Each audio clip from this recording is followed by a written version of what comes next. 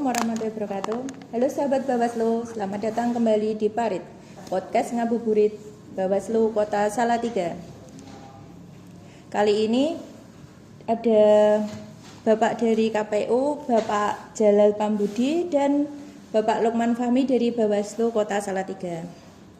Untuk kali ini adalah temanya dinamika pengawasan tentang PDPB ya Pak ya. Boleh perkenalan dulu Pak Jalal. Terima kasih. Saya Jalal Pambudi, anggota KPU Kota Salatiga, Divisi Perencanaan Data dan Informasi. Fahmi? Iya tuh. Oke, terima kasih. Assalamualaikum warahmatullahi wabarakatuh. Nama saya Lukman Fahmi, Komisioner Bawaslu Kota Salatiga, Divisi HP2H. Langsung saja ya Pak ke pembahasan materinya tentang PDPB. Sebelumnya bisa dijelaskan tentang PDPB itu. Mungkin ada banyak masyarakat yang belum mengenal atau mengetahuinya. Kenapa harus ada pengawasan tentang PDPB gitu Pak? Terima kasih teman-teman pemilih. Jadi PDPB itu adalah pemutakhiran daftar pemilih berkelanjutan.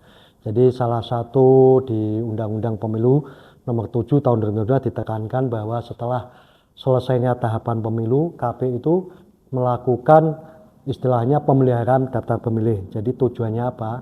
Dengan dilaksanakan daftar pemilih ini nanti tentunya kita berharap akan terjadi data pemilih yang komprehensif, mutakhir dan akurat untuk pemilu-pemilu selanjutnya.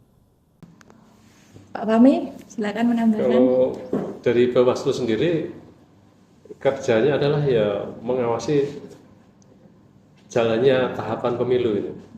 Kalau selama tidak ada tahapan atau masa tahapan ini, kita ya mengawasi jalannya proses PDPB tersebut. Dasarnya tentu Perbawaslu nomor 1 tahun 2005 tentang mekanisme pengawasan PDPB, terus uji petik, selanjutnya juga penanganan temuan atau laporan jika itu terjadi. Semacam itu. Dalam di lapangan nih Pak, ada nggak tantangan terbesar dalam pengawasan PDPB itu? Jadi sebenarnya PDPB ini sebenarnya kita berharap peran serta dari masyarakat dan juga partai politik ya. Karena apa? Karena memang masyarakat atau partai politik itu biasanya sibuknya nanti kan biasanya waktu cuma menjelang tahapan pemilu aja.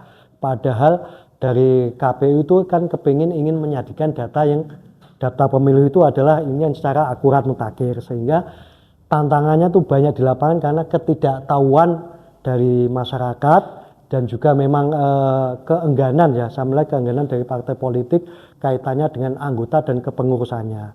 Jadi kita berharap sebenarnya kalau soal hambatan itu hambatannya tentunya dari pihak-pihak lain. Sebenarnya kita berharap semuanya adanya koordinasi dan koordinasi antara KPU dengan stakeholder lain sehingga untuk menciptakan PDP ini bisa berjalan dengan baik di lapangan.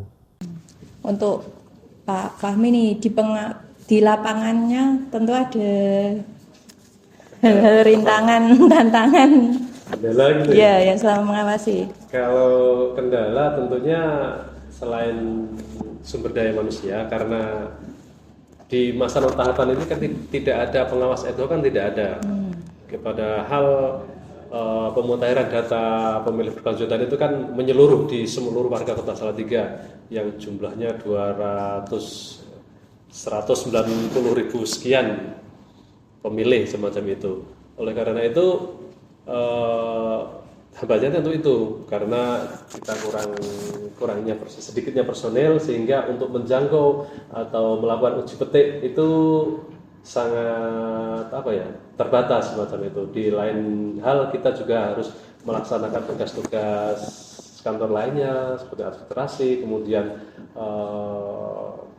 pendidikan pemilih dan semacam itu, Mbak. Terus selanjutnya sistem kependudukan kita itu juga sistem aktif ya Pak ya, aktif carsel gitu. Sehingga kalau masyarakat tidak melapor ke Dinas Kependudukan Catatan Sipil, maka kalau ada yang meninggal itu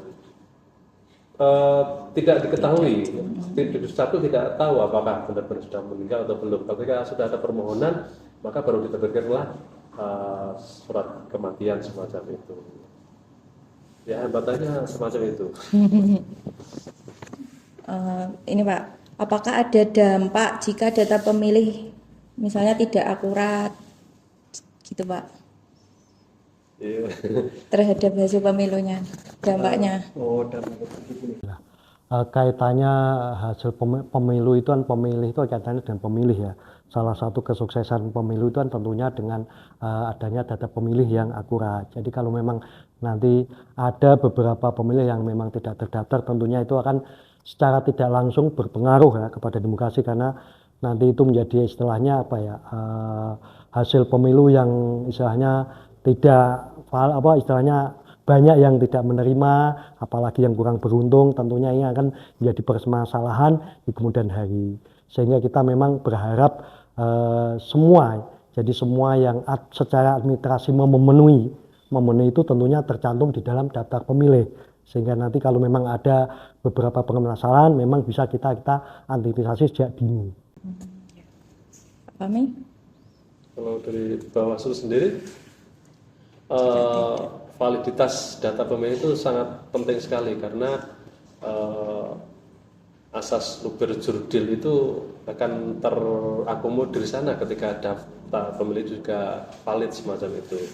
Kalau ketika data itu valid, itu akan mudah dalam pengawasannya semacam itu. Tapi ketika itu misalnya ada daftar penduduk yang seharusnya memilih kok tidak tercantum, maka nanti di waktu pelaksanaan pemilihan itu memerlukan pengawasan ekstra, hati-hati karena nanti di sana ada daftar pemilih tambahan.